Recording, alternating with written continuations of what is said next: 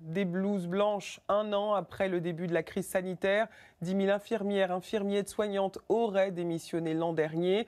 C'est ce que révèle une étude de la Fédération hospitalière de France. Beaucoup s'interrogent aujourd'hui sur la poursuite de ce métier qui est souvent une vocation. C'est un reportage de Pascal Largeron, Inès Latrèche et Esther Abitbol. Ce métier m'épanouissait avant de me détruire, quoi. Depuis 17 ans, celle que nous appellerons Mathilde est infirmière dans un hôpital en Bourgogne. Déjà petite, enfant, j'étais tournée vers la personne. Je savais que je voulais être infirmière, quoi. C'était vraiment une vocation. Mais durant la crise sanitaire, elle n'a pas tenu le coup. Je faisais les soins et je pleurais. J'avais les larmes qui coulaient, quoi. C'était plus fort que moi, parce que je n'étais pas d'accord avec ce que je faisais. Après plusieurs mois passés au sein du service Covid, cette infirmière de 38 ans a dit stop.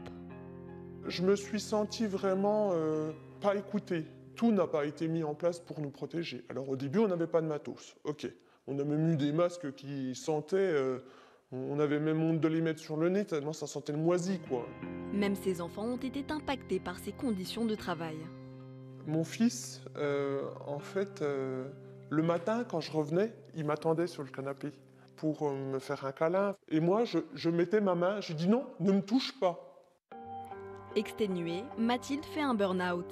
Elle est ensuite placée en arrêt maladie en novembre dernier. Dans quelques jours, elle doit reprendre son poste.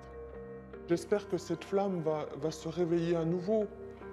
Mais je suis même pas sûre, hein. Comme Mathilde, beaucoup d'infirmières s'interrogent sur leur avenir dans le métier. 40% des infirmiers souhaiteraient quitter leur poste suite à la crise sanitaire. Merci pour l'écoute. Merci Nicolas. C'est le cas de Nora, 40 ans. Bonne journée tout le monde. Après 8 ans en tant qu'infirmière au bloc, elle s'est reconvertie sans trop s'éloigner de son ancienne vie. Je te rappelle ce soir. Témoin de la fatigue extrême des soignants, elle souhaite désormais créer des salles de bien-être à l'hôpital.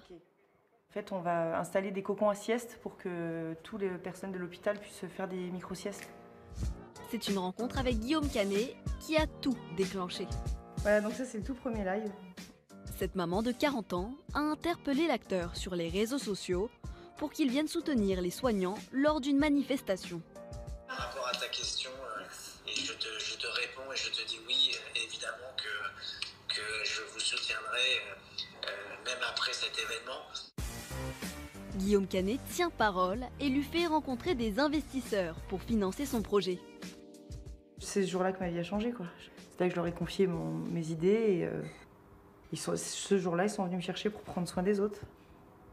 Au total, Nora récolte 50 000 € pour créer ses salles de bien-être. L'hôpital Georges Sand à Bourges est le premier à bénéficier de ces infrastructures. Pour commencer les travaux, Nora sera accompagnée de Nathalie, membre de l'équipe. Coucou. Hey, ça va? Et toi? Afin de répondre aux besoins des soignants, l'ancienne infirmière souhaite créer un espace de détente extérieur. On va créer une terrasse bois. En épousant la nature, on veut absolument pas dénaturer le site qui est déjà riche naturellement. Et on va leur installer des tables, des chaises, des transats. En fait, on pense comme si on faisait chez nous, quoi. Voilà, c'est ça. Après le jardin, il faudra s'occuper de l'espace intérieur. Pour les recevoir, Alexis Jamet, directeur de l'hôpital. Très heureux de vous accueillir ici, dans ce qui pourrait être, ce qui va probablement être la maison des soignants. Cuisine, coin détente, salle de jeu. Ici, les soignants pourront se reposer. Un projet ambitieux qui a pour but de se développer dans d'autres hôpitaux. Dans nos hôpitaux, bien sûr, avec ou sans nous. C'est un projet qui est voilà, on peut tous s'en emparer et on le voit, c'est vraiment une étincelle qu'il faut et hop, tout le monde arrive vraiment très spontanément, quoi. C'est ça qui est beau aussi, je trouve, dans ce projet, quoi. Un véritable plus pour les hôpitaux et un gage de sérénité pour les futurs soignants. Car oui, les jeunes continuent de s'inscrire au sein des instituts de formation. Les inscriptions sont même en hausse de 12%. La pandémie ne semble pas être un frein. Alors là, aujourd'hui, on va parler donc de la transfusion sanguine. Ces étudiants de deuxième année à l'école de Mantes-la-Jolie sont en plein travaux pratiques. Un exercice basique que les futurs infirmiers devront reproduire à maintes et maintes reprises. Le test il se fait au lit du patient et avant de poser le culot globulaire. Ouais. Après plusieurs travaux, l'heure est venue pour ces étudiantes de faire le bilan. Moi, du coup, c'était positif. Enfin, du coup, moi, je peux transfuser parce que c'était du groupe A, alors que mon culot était du groupe O, donc c'était bon. J'avais la même chose que toi. Au bout de 10 ans de carrière, un infirmier gagne aux alentours de 2100 € bruts. Si c'était pour l'argent, on ne serait pas là. Et pour l'instant, personne ne compte rendre sa blouse. C'est vrai que ça questionne aussi de se dire, il reste, hein, il s'accroche et c'est pas facile tous les jours. Ouais. Enfin, en stage, il y a des stages plus ou moins difficiles et quand on voit des trucs, des fois, surtout en ce moment...